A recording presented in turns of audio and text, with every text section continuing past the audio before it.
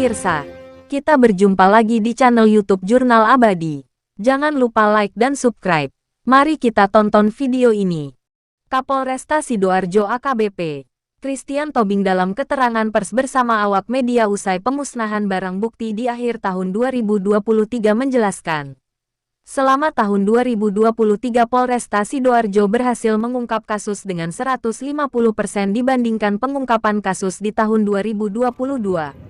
Dengan banyaknya berbagai kasus di Sidoarjo, tentunya di tahun 2024 Kapolresta Sidoarjo menghimbau kepada masyarakat untuk bersama-sama menjaga situasi Kamtipmas yang sudah berjalan selama ini.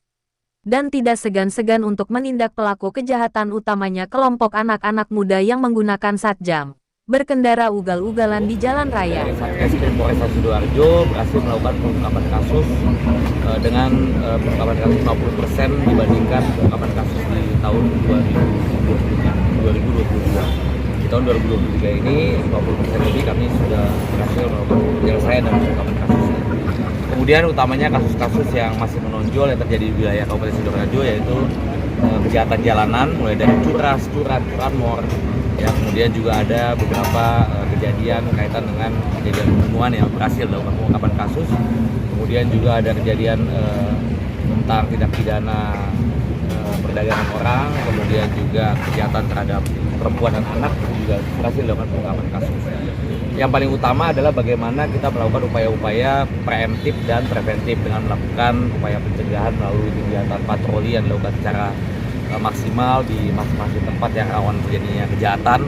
Kemudian kita melakukan juga penempatan anggota pada kering-kering serse untuk utamanya mencegah juga terjadinya kejahatan, para pelaku kejahatan. Untuk kita juga melakukan kegiatan operasi rutin multi sasaran yang kita lakukan di tempat-tempat yang sudah ditentukan oleh polsek masing-masing untuk kita mempersempit ruang gerak maupun kita melakukan upaya mencegah untuk pelaku utamanya tidak akan melakukan kejahatan.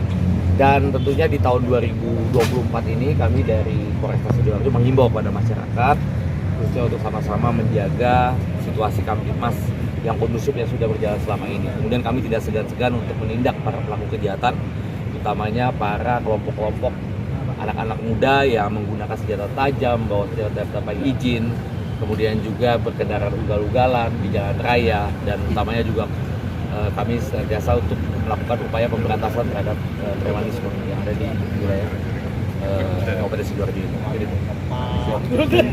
Menjelang pengamanan tahun baru, bagaimana dengan persiapan Polresta Sidoarjo? Pengamanan tahun baru kita akan memasuki di akhir tahun 2023 dan memasuki tahun 2024. Pola-pola pengamanan sudah kita lakukan dengan pembentukan pos-pos pengamanan yang ada di wilayah Kabupaten Sidoarjo dan pos pelayanan dan pos terpadu. Ada 7 pos pengamanan, kemudian 1 pos pelayanan dan 1 pos terpadu.